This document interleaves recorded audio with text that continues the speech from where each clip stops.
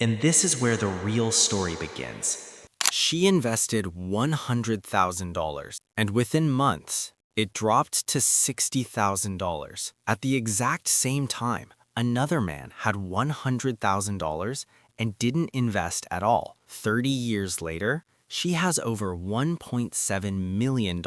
He has far less than he should. This isn't about the market crash. It's about something much worse. The decision before and the decision after. My name is Finn, and on this channel, we don't do feel-good money advice. We do the math that quietly decides who builds wealth and who watches it happen to other people. Because these two people, they had the same money, same access, same information, only one difference: what they did when it mattered most. Meet Daniel, 34 years old, $100,000, sitting in a high-yield savings account earning 4%. Feels responsible, safe, smart. He tells himself he's being careful, but what he's really doing is waiting for a feeling that never arrives. He's been about to invest for 18 months, and during those 18 months, his life hasn't been on pause. He still works, still earns,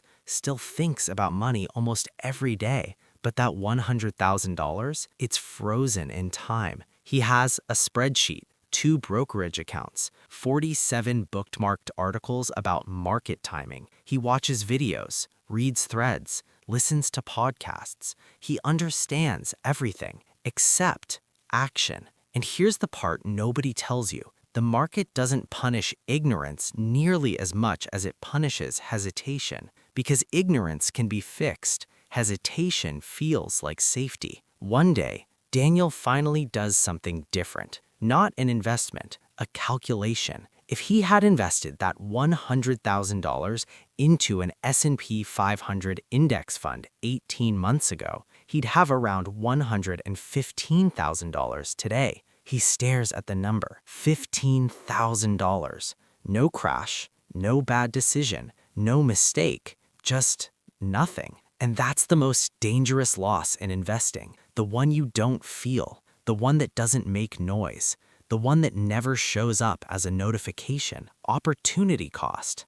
Because while Daniel was protecting his money, time was quietly moving forward without him. Now, at the exact same time, someone else made a different decision. Meet Sarah. Same $100,000, same starting point, but completely different approach. No strategy, no timing, no overthinking. She opens her account, types one ticker, VOO, one click, all in. And this is important. She didn't buy a stock. She bought 500 companies, the largest, most dominant businesses in the world. Companies that sell the phones in your pocket, run the software you use, deliver the packages to your door. She didn't try to pick winners. She chose to own the system that produces them. And here's the part almost nobody understands at first. The system is designed to fix itself. Weak companies removed, stronger companies added, without her doing anything. She doesn't predict the future. The index adopts to it. 6 months later, everything changes. The market drops hard, 40%. Headlines everywhere, fear everywhere, noise everywhere. Her $100,000 becomes $60,000. Just like that, $40,000 gone in months. And this is where the real story begins. Because this moment, this is where most people fail. Not at the start, not in the middle, right here. Suddenly, everything feels different. The same decision that felt smart now feels reckless. Her phone becomes a source of stress. Every notification feels heavy. Every headline sounds urgent. Market collapse, recession fears, sell before it's too late. Friends start giving advice. Family starts asking questions. And her own mind starts building a very convincing argument to sell. Protect what's left. You can always re-enter later. Just wait until things are stable again. This is the moment that separates outcomes. Not intelligence, not knowledge, behavior. Because the hardest part of investing is not choosing the right investment. It's controlling yourself when it stops feeling right. Sarah does something that looks small, but changes everything. She does nothing. No selling, no panic, no refreshing her account every hour. Because before she invested, she made one decision. If the market drops, I don't touch it. That decision is more valuable than any stock pick she could ever make. Now here's something most people never realize.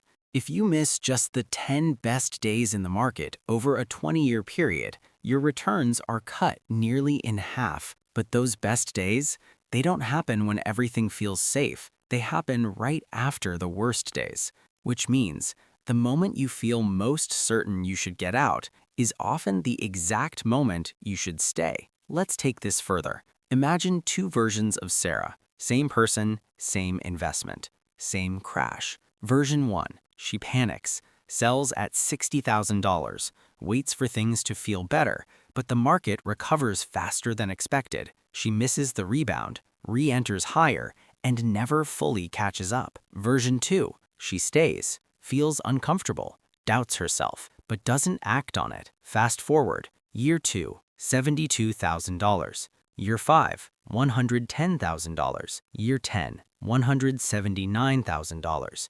Now something interesting starts to happen. Growth feels different.